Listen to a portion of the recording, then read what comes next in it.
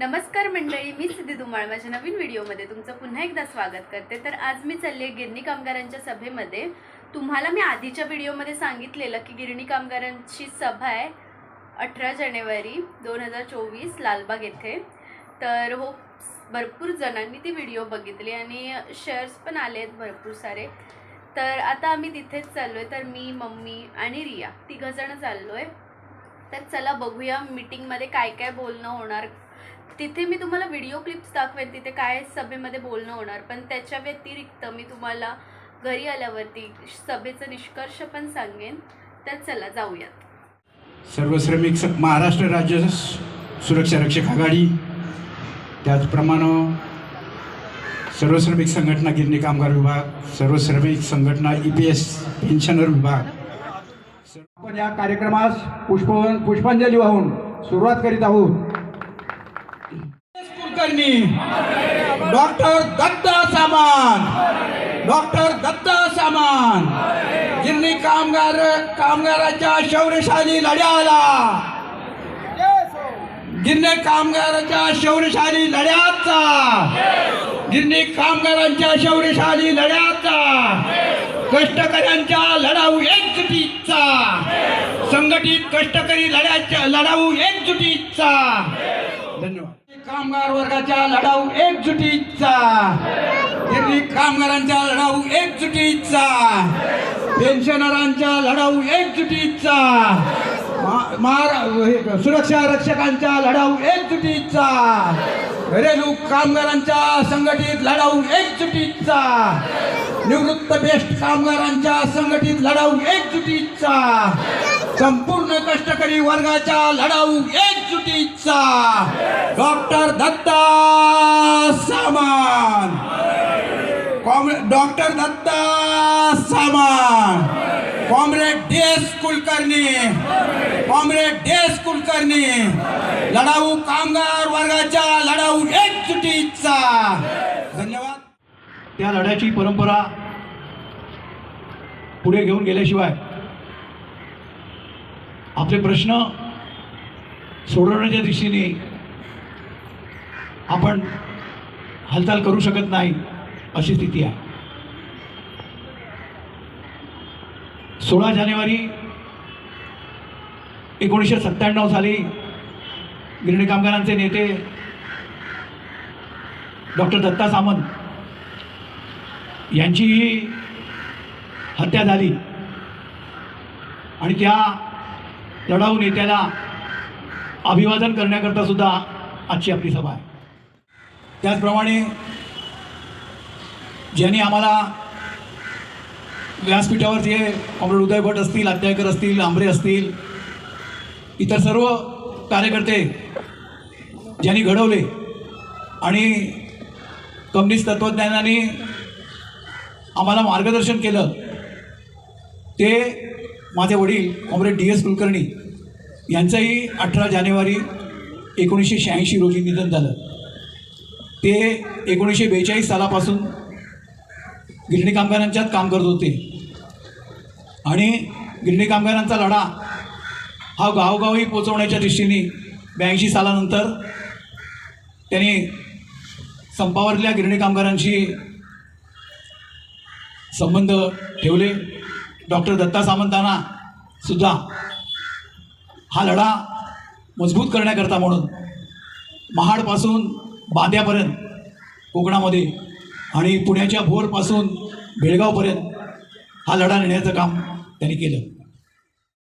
या संपाच्या शौर्यशाली लढ्याची एक आठवण म्हणून आपण आज या ठिकाणी डॉक्टर दत्ता सामंत, त्याचबरोबर कामगार नेते DS कुलकर्णी यांची आठवण घेऊन, त्यांच्या लढ्याची आठवण घेऊन आपण आज या ठिकाणी निर्धार सभेचं आयोजन केलेलं आहे आणि आपण या ठिकाणी उपस्थित आलात त्याबद्दल आपल्या सर्वांचे या ठिकाणी स्वागत। इथून पुढे आपल्याला अशाच प्रकारे या लढ्याची सुरुवात करायची आहे आणि हेच संकल्प आज या ठिकाणाहून आपण घेऊन जायचं आहे मित्र।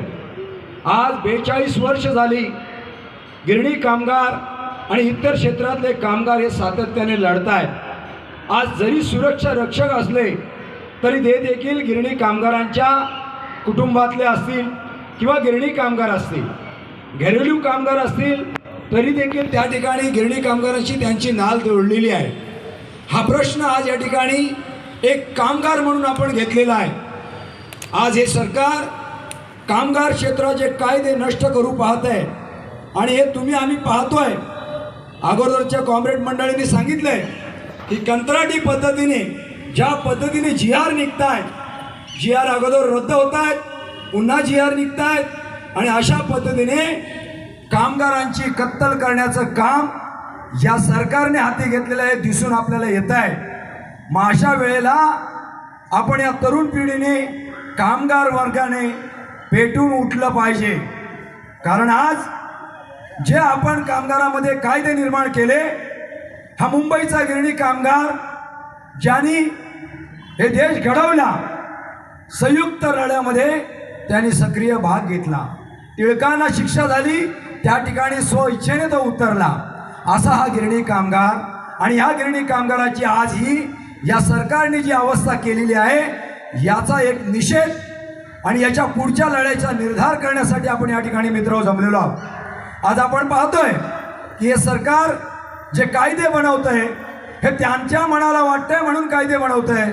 पण आज जे आंदोलनं होत आहेत, या आंदोलनामधून जे जे निर्णय या सरकारला घ्यायचे आहेत, ते सरकार मात्र निर्णय कुठे घेताना दिसत नाही आहे. आज आम्ही आंदोलनं करतोय. का करतोय? तर या सरकारने दिलेल्या आश्वासनं आपल्याला ठाऊक असेल. आज आपण या ठिकाणी 18 जानेवारी 2024 साली जमलोय. मागच्या वेळेला आपण 18 जानेवारी 2023ला याच महाराष्ट्र हायस्कूल मैदानामध्ये जमलो होतो. कशा करता जमलो होतो? तर वर्षा बंगल्यावर आपण मुख्यमंत्र्यांना जाब विचारायला जाणार होतो की गिरणी कामगारांना घरं केव्हा देणार, कशी देणार, त्याचा कार्यपद्धतीचा कार्यक्रम आयोजन करा. काय झालं आपण पाहिलं की त्या ठिकाणी आपण जमलो असताना कुर्ल्याचे आमदार मंगेश कुडाळकर या ठिकाणी आले आणि त्यांनी मुख्यमंत्र्यांशी भेट देतो, तुम्ही कार्यक्रम थांबवा, मुख्यमंत्र्यांच्या वर्षा बंगल्यावर जाऊ नका, असं त्या ठिकाणी आपल्याला सांगण्यात आलं. आपण कार्यक्रम तूर्त स्थगित केला. पण बरेच दिवस गेल्यानंतर पुन्हा कार्यक्रम होत नाही किंवा भेट होत नाही, हे पाहिल्यानंतर पुन्हा एकदा आपण त्यांच्या ठाण्याच्या बंगल्यावर कार्यक्रम बंगल्याचं आयोजन केलं होतं. पण तिथे सुद्धा आपल्याला आश्वासनं देण्यात आली.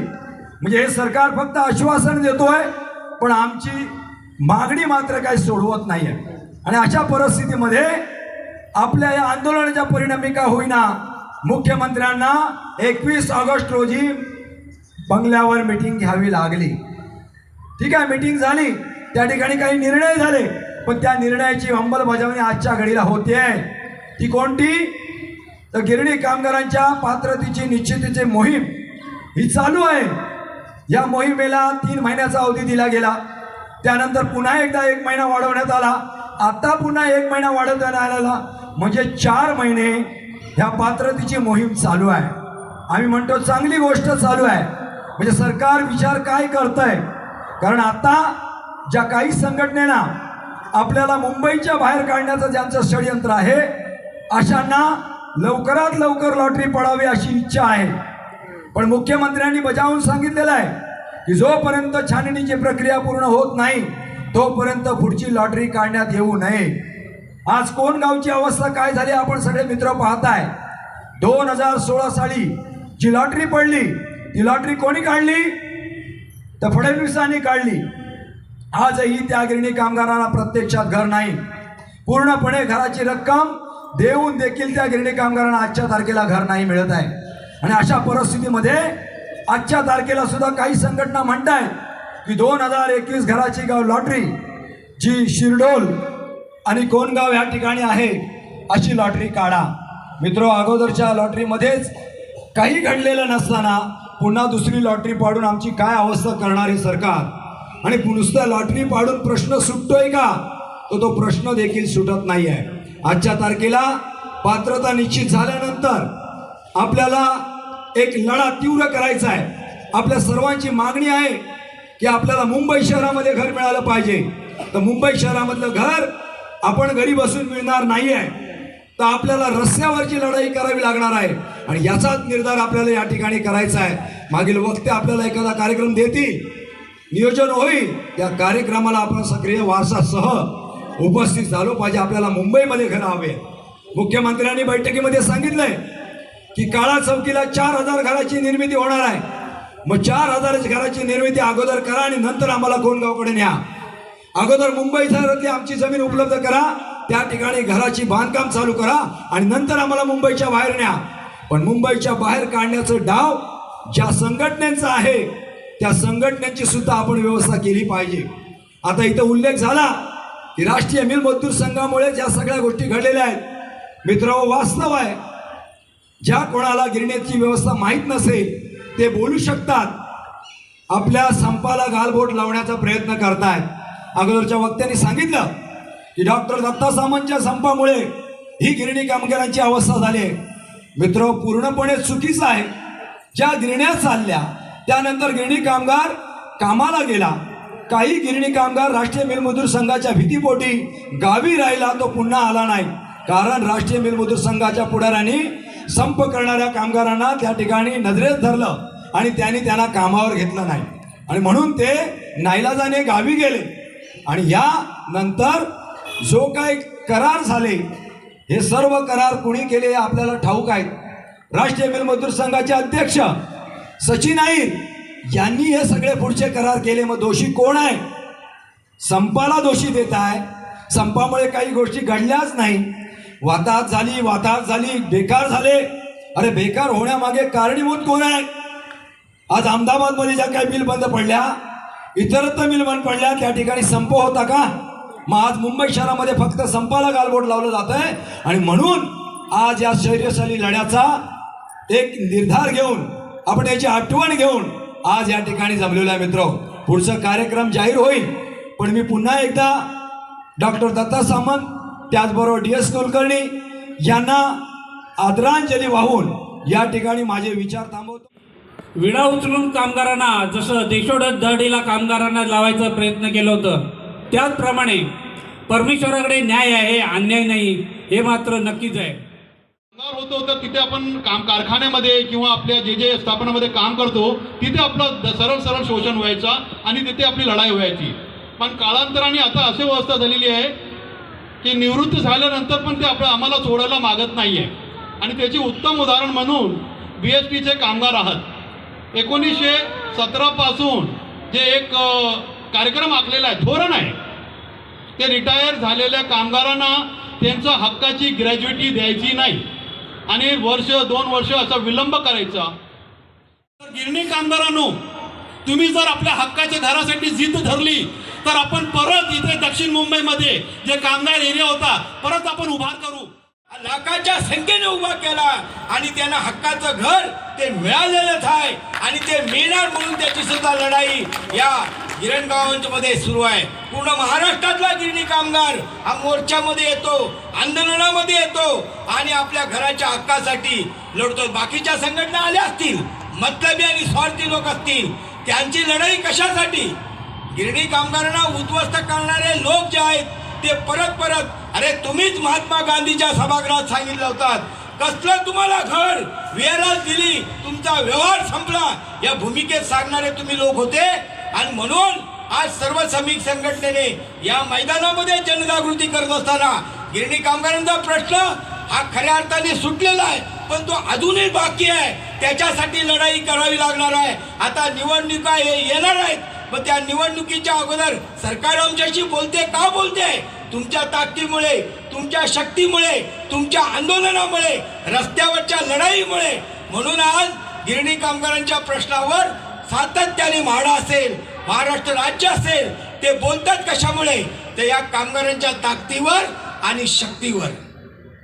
दुसरा एक, आपण या लढाईमध्ये भागीदारी करत असताना जे आपले प्रश्न असतील, कारण गिरणी कामगारांचे जे प्रश्न असतील, सुरक्षा रक्षकांचे प्रश्न असतील किंवा शेतकऱ्यांचे, उद्या शेतकऱ्यांचं त्या ठिकाणी सुद्धा परिषद होणार आहे कोल्हापूरला, त्या ठिकाणी सुद्धा शेतकऱ्यांचे प्रश्न आहेत. अशा अन्य प्रश्न घेऊन आपण मैदानात उभे राहणार आहोत. फक्त तरी कोणतरी सांगितलं की मतदान कोणाला करायचं, मी तर म्हणतो भाजप असो किंवा काँग्रेस असो, आमचा प्रश्न जर सोडवणारा कुठलाही पक्ष असेल, अजून संधी आहे, अजून संधी आहे. 31 तारीखला पार्लमेंटचं अधिवेशन चालू होणार आहे. महाराष्ट्राचं राज्याचं अधिवेशन फेब्रुवारीमध्ये होणार आहे. जर हे सगळे प्रश्न तुम्ही सोडवले तर आम्ही सुद्धा सर्व श्रमिक संघटना लाल बावट्याच्या माध्यमातून लोकशाहीच्या मार्गाने आम्ही विचार करू आणि विचार करत असताना आम्ही धार्मिक विचार करणार नाही तर आम्ही कामगार चळवळीचा विचार करू, कामगाराच्या हिताचा विचार करू आणि आमचं मत लोकशाहीला आम्ही फुकट घालवणार नाही. कारण आज तुमची आम्ही शक्ती ओढतो, एका पक्षाची ओढतो. तुम्ही कोणी जरी आलात तरी आमची रस्त्यावरची लढाई, आम्ही संघर्ष हा सोडणार नाही आणि या ठिकाणी ज्या आपल्या मागण्या आहेत त्या आपण मान्य करून घ्यायच्या आहेत. त्याच्यासाठी संघर्ष, लढाई, रस्त्यावर उतरणं एवढंच आपण करू शकतो. आणि जसं आपण सत्तेत भागीदारी करायची असेल, आपण एकेकाळी राजकारण केलेलं आहे आणि कामगार वर्गाला राजकारण केल्याशिवाय पर्याय नाही. आणि म्हणून आज सभा चांगली आहे, लोक चांगल्या संख्येने जमलेले आहेत, त्यांचं तुमचा मनापासून आभार मानतो. गेल्या 42 वर्षात आपण संघर्ष करत आलोय, आज पण करतोय. आपल्या सगळ्यांना माहिती आहे आता सरकारने घरांची स्कीम राबवली, व्हेरिफिकेशन चालू आहे. यामध्ये काय काय त्रास होतोय तुम्हाला वेगळं सांगायची गरज नाही. अनेक कामगार ओळखीचे चेहरे आहेत, ते सर्व्हिस सर्टिफिकेट आणि PF सर्टिफिकेटसाठी किती धडपडत आहेत, काय काय चाललंय, काय अनुभव घेत आहेत सगळ्यांना माहिती आहे. पण आपण चिकाटी सोडलेली नाही, सरकारने पाहिजे तेवढं मदत केलेली नाही. खरं तर सगळ्या यंत्रणा सरकारच्या हातात आहेत. कामगारांच्याकडे आजच्या तारखेला कॉमन विषय झाला आहे की डॉक्युमेंट नाही, त्याला पर्याय म्हणून सर्व्हिस सर्टिफिकेट आणि PF सर्टिफिकेट आपण मागतोय. तिथे देखील सहकार्य केलं जात नाही. अनेक ओळखीचे चेहरे आहेत जे 10 वेळा संबंधित ठिकाणी गेलेत, पण त्यांना आजच्या तारखेला देखील सर्टिफिकेट मिळत नाही. पण आपण आपली चिकाटी सोडलेली नाही, आपल्या पद्धतीने त्यांना अनेक ठिकाणी मदत करतोय. कमी जास्त प्रमाणात काही लोकांना यश मिळतंय, पण त्रास संपलेला नाही. त्रास सहन करावा लागतोय, पण त्रास सहन करण्याचा आपल्या काय म्हणतात मूलभूत गुण असल्यामुळे आपण तो संघर्ष पण सोडत नाही. सरकारच्या धोरणाने उद्ध्वस्त झालेल्या गिरणी कामगारांचं मुंबईतच मोफत घर देऊन पुनर्वसन. सरकारच्या धोरणाने उद्ध्वस्त झालेल्या गिरणी कामगारांचं मुंबईतच मोफत घर देऊन पुनर्वसन. EPS 95 पेन्शन धारकांना किमान 9,000 रुपये पेन्शन. सुरक्षा रक्षकांना EPS पेन्शन धारकाचा लाभ. सुरक्षा धारकांना निवृत्तीनंतर पेन्शनचा लाभ. घरेलू कामगारांना ESIचा लाभ. त्याचप्रमाणे मुलांना शिक्षणाचं बेनिफिट. सर्व श्रमिक संघानं त्यावेळी भूमिका घेतली, आज घेणार आणि उद्याही आपण एक जरी कामगार राहिला तरी आपण लढत राहणार. केवळ हा गिरणी कामगारांची चळवळ अशी चालली असं नाही. डॉक्टर दत्ता सामंतांच्या नेतृत्वाखाली आपण सुरक्षा रक्षकांची चळवळ उभी केली. ज्या सुरक्षा रक्षकांना फक्त 1,300 रुपये पगार मिळत होता, त्या सुरक्षा रक्षकांना आज आपण 26,000 रुपयेपर्यंत पगार मिळवण्याचं काम आहे डॉक्टर दत्ता सामंतांच्या नेतृत्वाखाली आपण केलेलं आहे. एवढ्यावर थांबलं नाही, त्याला ESI चालू केला, PF चालू झाला, 10% बोनस आपण मिळवून घेतला, अनेक युनिट आपण रजिस्टर करून घेतली. त्याच्या विरोधात आपण या मालकांच्या विरोधात, ठेकेदारीच्या विरोधात लढलो आणि ठेकेदारीमध्ये काम करणाऱ्या सर्व सुरक्षा रक्षकांना मंडळात समावेश करून घेतले पाहिजे. ही आपण चळवळ त्यावेळीपासून चालू केली, आपण लढतो. आज सुरक्षा रक्षकांचा पगार वाढलेला आहे. आज जर त्याचा ESI कापाय झाला तर 21,000ची मर्यादा आहे. आता आपण असं मागणी करतो सर्व महाराष्ट्र सुरक्षा रक्षक आघाडीच्या वतीनं, आज त्याची मर्यादा 50,000 पर्यंत करा आणि आमच्या सुरक्षा रक्षकांना ESIची सुविधा ही चालू ठेवली पाहिजे, ही आपली मागणी आहे. या सर्व सुरक्षा रक्षकांचा प्रकल्प हा बांद्र्याच्या ऑफिसमध्ये जमा झाला पाहिजे आणि त्यांना पेन्शन चालू झाला पाहिजे. याच्यासाठी आपण चळवळ सुरू करतो आणि ही चळवळ आपण पुढे घेऊन जायचं आहे. आणि डॉक्टर दत्ता सामंत आणि कॉम्रेड DS कुलकर्णी जो आपल्याला आदर्श घालून दिला, आपण लढ्यात हे भाग घालून दिलेला आहे, तो आदर्श आपण कायम ठेवून आपली ही चळवळ पुढे घेऊन जाऊया. मित्र, आपण पाहतोय आज अनेक घटना घडत आहेत, परंतु या परिस्थितीत जर आपण एकजुटीने उभे राहिलो नाही तर आपल्याला न्याय मिळणं फार कठीण झालेलं आहे. आपण जे वातावरण पाहतोय त्यामध्ये खरोखर या लोकशाहीमध्ये या कामगार वर्गाला जगण्याचा अधिकार आहे की नाही असा प्रश्न आपल्यासमोर उभा राहतो. परंतु माझ्यासारखा सर्वसामान्य कार्यकर्ता हे स्पष्टपणे मांडेल की कुठल्याही प्रश्नाला जर आपण एकजुटीने उभे राहिलो, एक ताकदीने उभे राहिलो तर आपण आपला प्रश्न सोडवू शकतो. आणि याचं उदाहरण म्हणजे अलीकडच्या काळामध्ये गिरणी कामगारांनी मिळवलेला घराचा अधिकार. कायद्यामध्ये तरतूद नसताना गिरणी कामगारच्या घराचा अधिकार, कायद्यात तरतूद नसताना गिरणी कामगारच्या वारसाला आणि 1 जानेवारी 82 नंतरच्या कामगाराला घराचा अधिकार निव्वळ आणि निव्वळ या गिरणी कामगारांनी संघर्षातून मिळवलेला आहे. आणि आजही सगळं चित्र पाहिल्यानंतर वाटते जर आम्ही खऱ्या अर्थाने या पुढाऱ्यांचं विसंबून न राहता संघर्षावरती विश्वास ठेवून जर रस्त्यावरती उतरलो तर आपण निश्चित आपले प्रश्न सोडवू शकतो. परंतु या भूमिकेला आपण उतरत नाही, ही खरी अडचण तयार झाली आहे. आपण पाहतोय 2016मध्ये कोणगावची लॉटरी काढली. कोणगावची लॉटरी काढणारे त्यावेळचे मुख्यमंत्री आत्ताचे गृहमंत्री आहेत. परंतु 2016तल्या पैसे भरलेल्या कामगारांना आजही घराचा ताबा मिळालेला नाही. परंतु 2016मध्ये लॉटरी काढलेले पैसे भरलेले हे कामगार आपल्या प्रश्नासाठी एकजुटीने उभे राहतात. माझ्यासारखा सर्वसामान्य कामगार हेच म्हणेल की तुम्ही जर तुमच्या प्रश्नासाठी उभे राहिलात नाही, एकजुटीने उभे राहिलात नाही, तर कुठलाही राजकीय पुढारी असू द्या तो तुमचा प्रश्न सोडवणार नाही. आता एक नवीन विचार पुढे येतो आहे की अनेक पुढाऱ्याच्या पाठीमागून गेलो, त्या पुढाऱ्याला बरोबर घेऊन गेलो तर आपला प्रश्न सोडवतो. पुढारी कधीच प्रश्न सोडवणार नाही, हे माझं ठाम मत आहे. त्या पुढाऱ्याला जेव्हा वाटेल की त्याच्या खुर्चीला आपण आग लावतोय, त्याची खुर्ची आपण खेचतोय, त्यावेळेसच तो पुढारी आपला प्रश्न सोडवेल.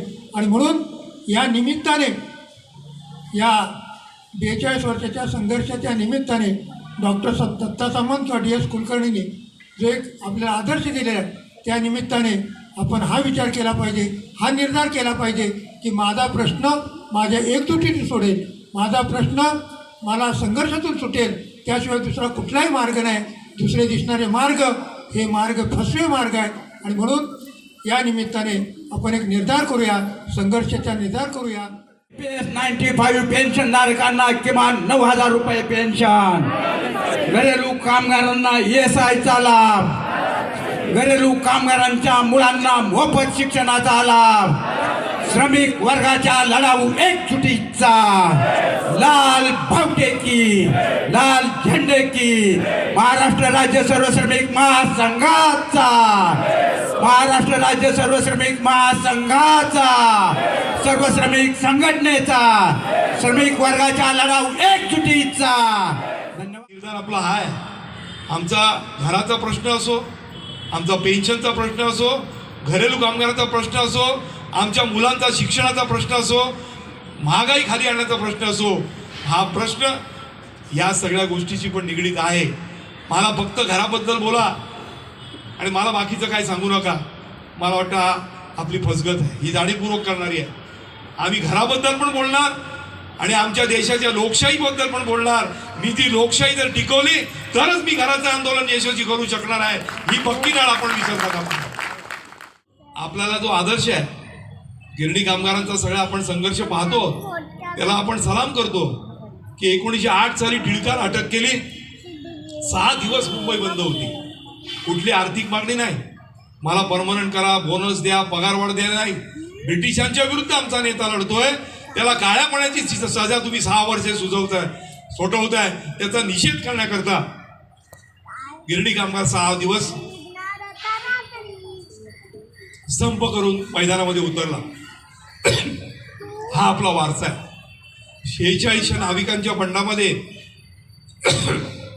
ब्रिटिशांच्या विरुद्ध जे बंड झालं, त्या बंडामध्ये जर कोणी साथ केली असेल तर गिरणी कामगारांनी केली. म्हणजे आपल्याला वारसा आहे की आपल्या आर्थिक प्रश्नाबरोबरच आपल्या देशाचा खऱ्या अर्थानं जे काही घडामोडी घडतायत, राजकारण घडतायत, त्याच्यामध्ये परिणामकारक हस्तक्षेप करण्याचा आपल्याला वारसा आहे. आणि तो वारसा आपण वेळोवेळी दाखवतोय. मग तो टिळकांच्या अटक करण्याच्या वेळेचा असो, 42च्या आंदोलनातला असो, 46च्या नाविकांच्या बंडातला असो, संयुक्त महाराष्ट्राच्या चळवळीतला असो, किंवा अगदी 82च्या गिरणी कामगाराचा संघर्ष असो, की त्या संघर्षातनं आपण एक जाण घेतली आणि पुन्हा एकदा कामगार आघाडी नावाचा राजकीय पक्ष उभा केला. जसा कॉम्रेड डांगेंच्या नेतृत्वाखाली भारतीय कम्युनिस्ट पक्ष उभा केला.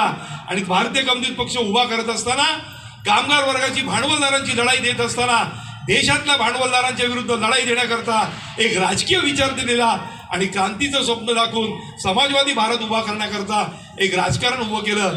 मला वाटतं हा जो आपल्याला वारसा आहे, तो वारसा आज आपण थकलेलो असलो, आज आपण कामावर जरी नसलो, तरी हा वारसा पुन्हा एकदा जिवंत ठेवण्याची जबाबदारी आपल्यावर आलेली आहे.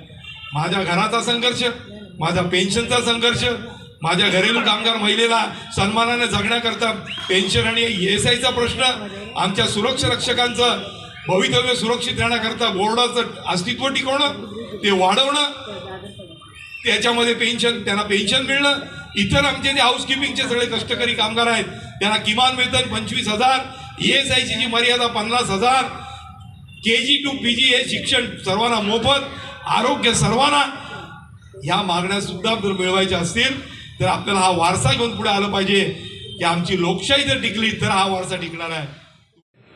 तुम्ही सत्तेवर बसलेला आहात, गिरणी कामगारांसहित आमचे सगळे प्रश्न सोडवण्याची जबाबदारी तुमच्यावर आहे आणि तुम्ही गावागावामध्ये जाऊन गिरणी कामगारांच्या छाननीच्या प्रश्नाच्या निमित्ताने स्वतःची राजकीय पोळी बांधण्याचा कार्यक्रम करतायत. मला वाटतं त्याच्या विरोधात उभं राहिलं पाहिजे.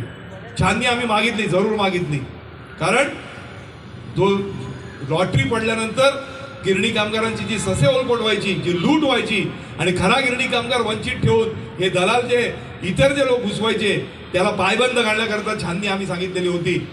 पण छाननी झाली, 1 महिना 2 महिना झाला, जेवढी छाननी झालेली आहे त्याच्याकरता घराचं धोरण जाहीर झालं पाहिजे होतं. कशाकरता अंतिम छाननीपर्यंत थांबायची गरज आहे? 1 महिना 2 महिने 3 महिने, आणि आता तर फेब्रुवारी महिन्यात आचारसंहिता. मग आम्ही काय करणार? आणि आम्ही करणारच आहोत, म्हणून परत मतदान मागायला येणार आहे. मला असं वाटतं की या कुटील डावाला आपल्याला छेद द्यायचा आहे आणि त्या दृष्टिकोनातनं आपल्याला सगळ्याच गोष्टींनी, कारण हा जो निर्धार सभेचा मूळ उद्देश आपला हाच आहे की आपले सगळे प्रश्न या राजकीय धोरणाशी निगडीत आहे.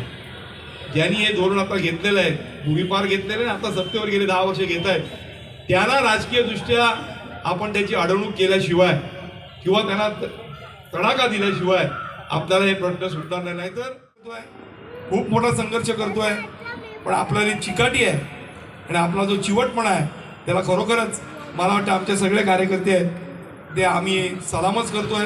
कारण हा साधा प्रश्न नाही आहे, हे साधं नाही आहे की वर्षानुवर्ष संघर्ष करायचा, आणि हा संघर्ष आपण पुढे घेऊन जाऊया आणि हा प्रश्न निर्णायकपणे सोडण्याकरता आणि एक जबाबदारी, ऐतिहासिक जबाबदारी जी आपल्यावर आलेली आहे ती जबाबदारी पार काढण्याकरता आपण निर्धार करूया. एवढं पेन्शनर विभाग असेल, घरेलू कामगार असेल, त्याचप्रमाणे बेस्ट आणि इतर युनिटमधील सगळे कामगार सर्व श्रमिक संघटनेने आवाहन केल्यानंतर आजच्या या निर्धार सभेनिमित्त अगदी कमी अवधीमध्ये चांगल्या संख्येने उपस्थित राहिलात. सगळ्यांना धन्यवाद देतो. आणि या ठिकाणी जे काय आज या गिरणी कामगार शौर्यशाली लढ्याला अभिवादन करून आपण जो काय आजचा कार्यक्रम जी काय निर्धार सभा घेतली, त्याचप्रमाणे गिरणी कामगारांचे लढाऊ नेते कॉम्रेड DS कुलकर्णी, त्याचप्रमाणे डॉक्टर दत्ता सामंत यांना अभिवादन करून पुष्पांजली वाहून आपण या कार्यक्रमाची जी काही सुरुवात केली, आज कार्यक्रमाला तुम्ही मोठ्या संख्येने उपस्थित राहिलात. तो सगळ्या गिरणी कामगाराच्या संघटित लढाऊ एकजुटीचा, सुरक्षा रक्षकांच्या संघटित लढाऊ एकजुटीचा, घरेलू कामगारांच्या लढाऊ एकजुटीचा, EPS 95 पेन्शनधारकांच्या लढाऊ एकजुटीचा, सुरक्षा रक्षकांना निवृत्तीनंतर पेन्शन, सुरक्षा पेन्शनधारकांना किमान 9,000 रुपये पेन्शन, EPS पेन्शनधारकांना किमान 9,000 रुपये पेन्शन, घरेलू कामगारांचं मंडळ कार्यरत, घरेलू कामगारांचं मंडळ कार्यरत, घरेलू कामगारांच्या मुलांना मोफत शिक्षण, संघटित कामगारांच्या लढाऊ एकजुटीचा, doctor Samant, doctor Datta Samant, comrade DS Kulkarni, comrade DS Kulkarni, श्रमिक वर्गाच्या लढाऊ एकजुटीचा, श्रमिक वर्ग. तर मंडळी, मी आता घरी आली आहे, वाजलेत 9:30 आणि खरंच सभेला खूप चांगला प्रतिसाद दिला लोकांनी. माझी व्हिडिओ पण खूप लोकांपर्यंत पोहोचली. खूप चांगला प्रतिसाद दाखवला गिरणी कामगारांनी. खूप लोक जमलेली, लोक म्हणजेच गिरणी कामगार जमलेले लाल मैदानामध्ये आणि खूप चांगली एकजूट दाखवली. तशीच एकजूट तुम्ही शेवटपर्यंत दाखवलात तर आपल्याला आपल्या मागण्या लवकरात लवकर, आपल्या म्हणजेच गिरणी कामगाराच्या मागण्या लवकरात लवकर पूर्ण होतील आणि पुढच्या महिन्यात 26 तारखेला मोठा मोर्चा निघण्याची शक्यता आहे. जर मोठा मोर्चा होणार असेल तर मी तुम्हाला कळवेनच माझ्या यूट्यूब चॅनलवरती. तर त्या मोर्चाला जास्तीत जास्त लोक हजर राहिली, जास्तीत जास्त गिरणी कामगार तसेच त्यांचे वारसदार हजर राहिले तर आपल्या मागण्या पूर्ण व्हायला मदत होईल. आणि हो, तिथे सभेमध्ये हेच सगळं सांगण्यात आलं की सभा नक्की का, म्हणजे संप नक्की का झालेला, डॉक्टर दत्ता सामंत यांनी का संप केलेला. खरं तर त्यांना असं म्हणतो ना आपण एक प्रतिनिधी निवडतो, तसं त्यांना प्रतिनिधी निवडलं गेलेलं आणि हा संप झालेला, कारण की तेव्हा खूप हाल केलेले गिरणी कामगारांचे, त्यामुळे हा संप झालेला. तर हो, मी जास्त डिटेल अशी व्हिडिओ नाही बनवत, तुम्हाला कळेलच. तुम्ही माझी पूर्ण व्हिडिओ बघितलीच असेल तर तुम्हाला समजेल की गिरणी कामगार कोण होतं, कारण की ते माझ्यापेक्षा जास्त एक्सपिरियन्स म्हणजे ते त्याच्यातून गेले, त्या फेजमधून गेले. तर माझं माहिती देण्यापेक्षा त्यांचे अनुभव तुम्हाला जास्त, असं म्हणतात ना, अनुभव कसे आपल्याला जवळचे वाटतात तसे तुम्हाला जवळचे वाटतील आणि ते तुम्ही जास्त लवकर समजून घ्या. तर तिथे भाषण करणारे म्हणजे तिथे जे अध्यक्ष होते, त्या आपण म्हणतो ना मिलचे प्रतिनिधी, ते होते. ते इतके वयस्कर होते तरी पण त्यांना बोलताना इतका धसका लागत होता, तरी पण त्यांनी असं म्हणतात ना, काहीतरी त्यांच्याकडून चांगलं व्हावं, गिरणी कामगारांना न्याय भेटावा. सर्व श्रमिक संघटना आलेली तिथे, घरेलू कामगार, BSTचे कामगार, तर सगळ्यांचीच तिथे मीटिंग होती. तर त्यांना ती स्वतःची काळजी न करता गिरणी कामगारांना, सर्व श्रमिक लोकांना न्याय भेटावा म्हणून ते तिथे धडपड करत होते. आणि त्या धडपडीत, त्या चळवळीत आपणही खारीचा वाटा दिला तर आपलं काही कमी होत नाही आहे किंवा काही विंचत नाही आहे. तर सरकारला जागं केलं पाहिजे. सरकारला जागं करण्यासाठी आपल्याला आता एकजूट व्हावं लागेल, गिरणी कामगारांना, सर्व श्रमिक लोकांना. आणि हो, व्हिडिओ पूर्ण बघा आणि लवकरच मी तुम्हाला अपडेट देईन पुढच्या महिन्यात जर काही मोर्चा निघणार असेल तर. बाकी व्हिडिओ जास्तीत जास्त शेअर करा, चॅनलला सबस्क्राईब करून ठेवा आणि सर्व श्रमिक लोकांपर्यंत ही व्हिडिओ पोचवा.